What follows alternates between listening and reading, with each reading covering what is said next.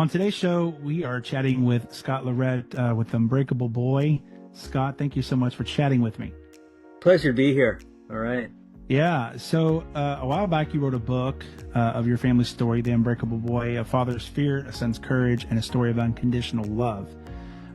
What was it, first of all, that wanted you to share your story on the big screen? And if you don't mind, tell us a little bit about the story.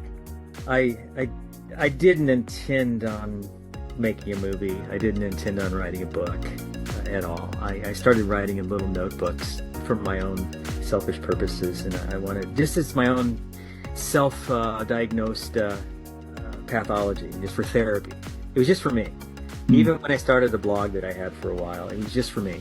And even though I started noticing people like the stories, but I wanted to make a TV show, though. You know, as the kids grew older and our brokenness and our flaws and some funny things, hysterical, just everything as crazy as I thought my family was, I thought it would make the next best dramedy. Yeah. We actually got there. And it's just that Kingdom and Lionsgate were like, let's go with the movie first. Yeah. What do you think about that? Sure. That's where we are today, but there's obviously an incredible amount of stuff in 10 years that went through prior to that happening. But I used to have this elevator pitch that went something like this. There's this autistic kid that's broken almost every bone in his body. He's had his heart removed, repaired, and replaced. He's got an addict father, a suicidal mother, a near-perfect younger brother. It's a story of faith. It's dark. It's hilarious. It's inspiring. And my partner, Peter Facinelli, he would always say, "That's not your story." Yeah. He goes, "That's not your story. That's all in there. That's all part of it." But he goes, your story is, it's about you. It's your life. And it's going to change the world. And Yeah. It took me years, actually, to kind of wrap my brain around someone telling me my story is going to change the world and change people's lives.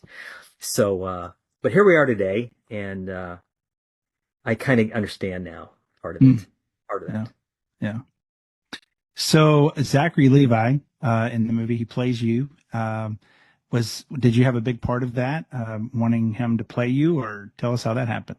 Well, I wanted somebody that was as close in stature, in hair, and everything. And I'm trying to make a joke, but no, what I learned, and I only learned this fairly recently, is that Zachary had a bunch of things he was working on, and he had the option within Kingdom and Lionsgate. There were about, I think, 8 films. And I learned the whole backstory, but he read all the scripts, and because they gave him a choice of one, and he chose Unbreakable and said, this is the story that needs to be told. Yeah. And he kind of took it. I don't think there was an audition at all. There wasn't an audition. But then when we got the phone call from John Gunn, who's the writer director, I was just thrilled. I mean, Yeah. This guy, I love now what I know about Zachary Levi, the type of person he is, the type of human being he is. I love him. Yeah, I just love Zach. Yeah. Yeah. He does the part really well. Scott, they say, according to the CDC, 1 in 36 children in the U.S. Have ASD. What would you say to a family that's dealing and going through this for the first time and just, finding everything out about their children? Well, you got to keep an open mind. It's so difficult, and I don't think I was as hardcore as like maybe some dads can be. But at first, I didn't think there could be anything wrong with my baby, my firstborn son. Sure. But it would be you got to acknowledge it. Nothing. You'll be paralyzed if you don't, and then learn about the best way that you can advocate, because nobody else will advocate for your child. No one will. And that's not, and that won't end well. Yeah. And I think that Austin is as verbal and social as he is today because of what we demanded. Sure. Which was mainstream him, which has grown, involved in church and faith and projects and things from an early age on, and all those things, but absolutely mainstreaming him as much as humanly possible. Yeah. One of my favorite parts in the movie was when you and your wife were sitting with the principal, and she hands this notebook over of a petition to have your son come back to the school. Did that really happen? Yeah, you asked the one thing that kind of happened. Okay. There, there's we get asked this question all the time, and there's not a lot of moments in there where I can sit, I have to respond like I just did. Yeah. Because there's one where, for example, there's a skateboard, and in real life it was an Easter basket. Okay.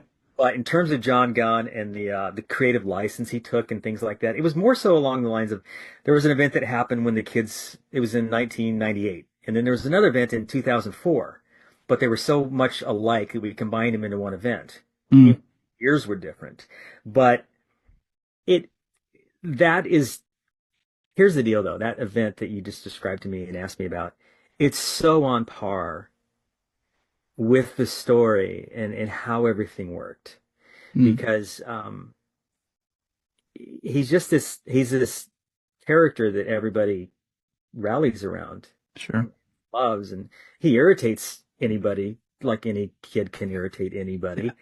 But it was kind of funny. He was bullied, and but bullies didn't get very far with him, though, because so many, even girls, would defend him. Yeah.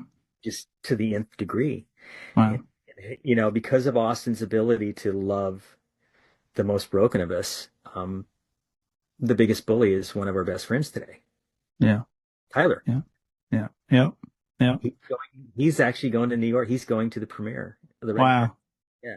That was a beautiful part, too, where he held that rally at the end. And everybody was going crazy in the gym.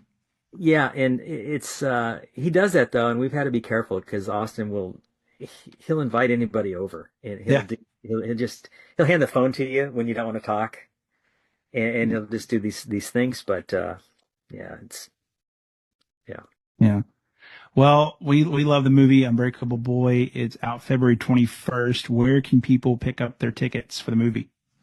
Oh, just it's set for wide release, which means they should be able to see it anywhere in North America.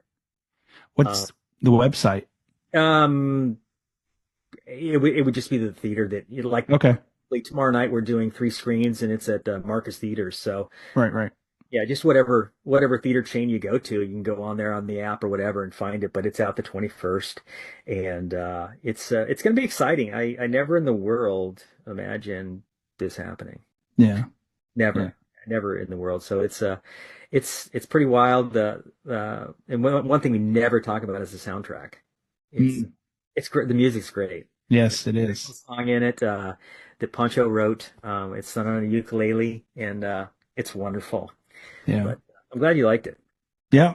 We're excited. February 21st. Get your tickets for Unbreakable Boy. Thank you, Scott. Thank you.